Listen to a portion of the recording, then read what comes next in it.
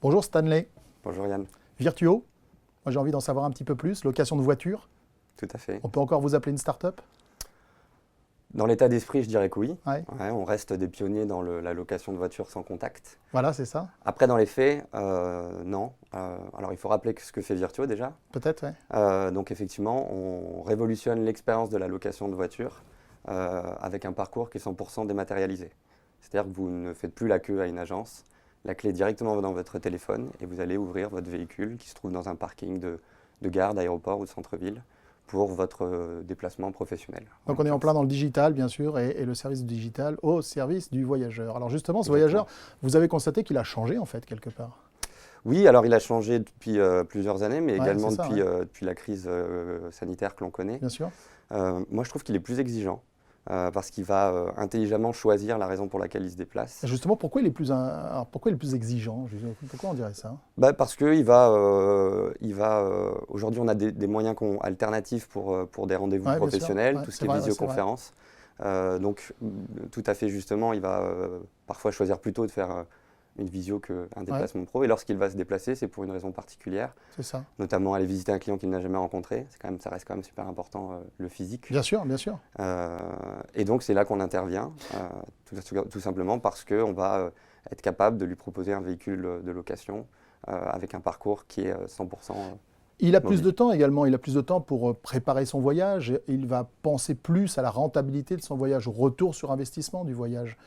Donc c'est ça aussi qui lui plaît, c'est de pouvoir choisir quelque part. Oui, c'est de pouvoir choisir. Alors, effectivement, en fait, il a besoin que ce soit beaucoup plus efficace. Quand il se déplace, ce qu'il veut, c'est que ça aille vite. On peut faire jusqu'à 15 fois la queue lors d'un déplacement Oui, professionnel.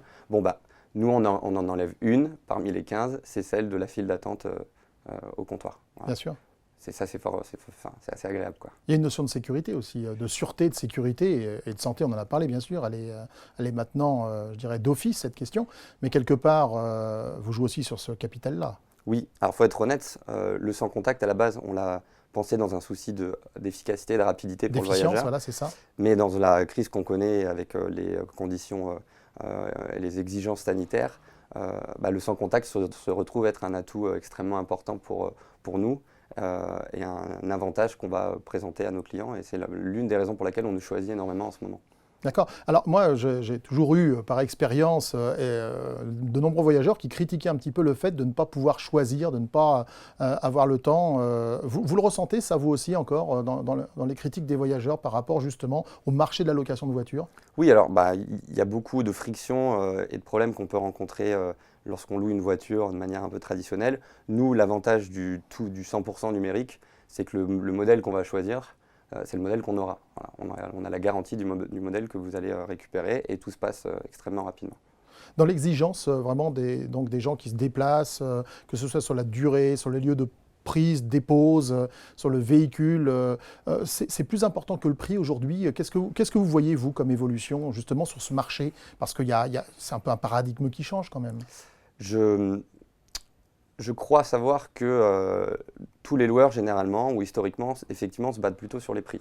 Il n'y a pas vraiment de différence entre tous les loueurs Il y de avait aussi véhicules traditionnels. une pression historique qui est exercée d'ailleurs par les acheteurs, on ne va pas le nier, hein, Ouais, comme dans tous les secteurs d'ailleurs. comme dans tous les secteurs. Et maintenant, on a peut-être tendance plus à parler coût finalement. Ouais, moi j'ai quelques commerciaux qui sont arrivés des autres loueurs. Effectivement, c'est agréable pour eux de désormais avoir un peu plus d'attention de la part des acheteurs parce qu'on ne va pas uniquement parler du prix, mais on va parler de l'expérience du voyageur d'affaires. Et en l'occurrence, c'est ça où nous on se différencie, c'est que bah, on va offrir aux voyageurs d'affaires une expérience qui est géniale. Alors, l'expérience utilisateur, elle est capitale aujourd'hui? Ah oui, oui, complètement. Et on a au moins 30% de notre acquisition qui se fait via du bouche à oreille. On a plus de 92%, enfin je crois que c'est ça, 92% de 4 ou 5 étoiles à la fin de chaque location. Enfin, on l'a jamais vu dans la location de voiture. C'est rare d'arriver à rendre quelqu'un heureux après une expérience de location de voiture. Alors, Pour le coup, on y arrive. la crise du Covid, justement, elle a changé complètement cette approche du client. Aujourd'hui, on fait plus attention, effectivement, au service que l'on va avoir et on exige du résultat. On est plus sur une obligation de résultat que sur une obligation de moyens, finalement. Tout à fait. Ouais. Et alors, il faut le rappeler, et je reviens à la première question, est-ce qu'on est encore une Bien start-up? sûr. Donc, dans l'état d'esprit, oui. Dans les faits, non. Mais très modeste. On est encore très modeste dans le monde du tourisme et du business travel. On reste encore très petit. On est présent dans 4 pays. On a plus de 50 stations dans à peu près 17 villes. On ne couvre pas tout le territoire. Ça laisse de la place pour grandir. Oui, non, mais tout à fait. Mais on ne sera jamais choisi comme la solution principale auprès d'une entreprise. Aujourd'hui, on sera un bon complément parce que soit le voyageur d'affaires, quand il a le choix de prendre une Virtuo, il va préférer prendre une Virtuo pour l'expérience, on en a parlé.